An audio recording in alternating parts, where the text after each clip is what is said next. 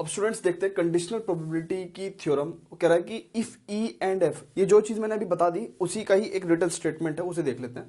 कह रहा है if E and F are two events associated with the sample space of a random experiment, associated with the sample space of the random experiment, the conditional probability of event E given that F, अगर आप feel कर रहे हो तो ये मैं बिल्कुल exactly वही चीज बता रहा हूँ जो मैंने अभी आपको पढ़ाई है कि if E and F are the two events associated with the sample space of a random experiment, the conditional probability of event E given that F has occurred, F हो चुका, denoted by PE by F, PE by F से denote करते हैं और क्या होता है PE by F equal to P intersection F upon P F. अब देखो यहाँ पे क्वेश्चन में कि वो पर्टिकुलर थ्योरम स्टेटमेंट कैसे अप्लाई हो रहा है, यहाँ पे देखते हैं। वो कह रहा है a family has two children, a family has two children, what is the probability that both the children are boys given that at least one of them is a boy, given that at least one of them is a boy।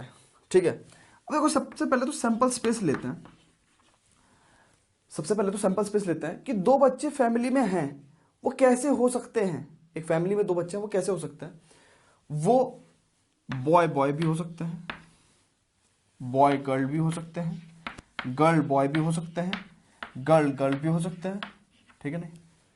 और इनका order ये suppose date ये Elder है, जो first आ रहा है उसको Elder बोल रहे हैं हम, और जो सेकंड पे लिख रहे हैं हम उसको क्या बोल रहे हैं, यंगर, है ना। ये बड़ा है ये छोटा है, ठीक है, ऐसे करके जो है सिचुएशन हो सकती है, ये सैंपल स्पेस है।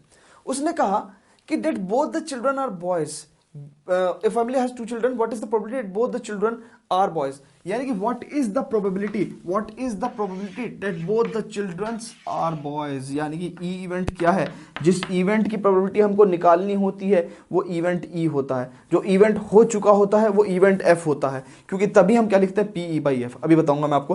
तो इवेंट ई हमने क्या लिखा कि बोथ आर बॉयज, यानी कि इसमें क्या हो गया बी बी, ठीक है। अब एफ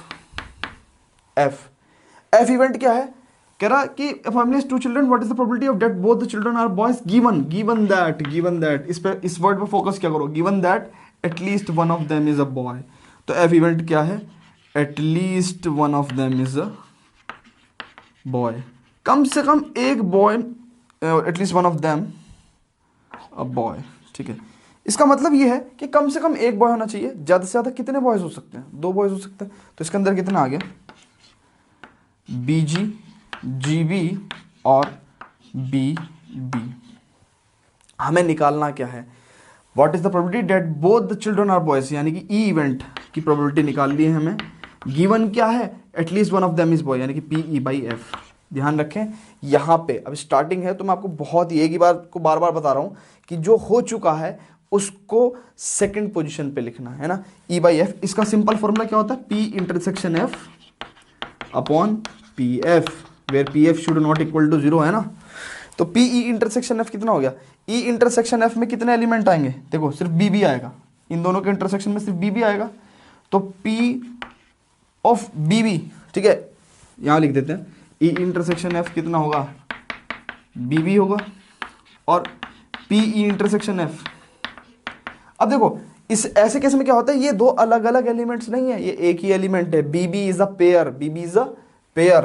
देखो ना, अब सुनो, एक लड़का हो या लड़की हो दोनों की प्रोबेबिलिटी हाफ हाफ होगी ना, तो यहां पे भी हाफ इनटू हाफ, है ना, पहला बच्चा भी बॉय दूसरा बच्चा भी बॉय, तो हाफ एंड हाफ, तो हाफ एंड हाफ मतलब half into half, that means 1/4। तो P E intersection of F कितना आ गया, 1/4 अपॉन पी एफ क्या है, ये रहा, ठीक है। अब देखो बीजी 1/2 इंटू 1/2 1/4, और ऐसी 1/4 यहाँ हो गया, ऐसी 1/4 हो गया, तो 3/4।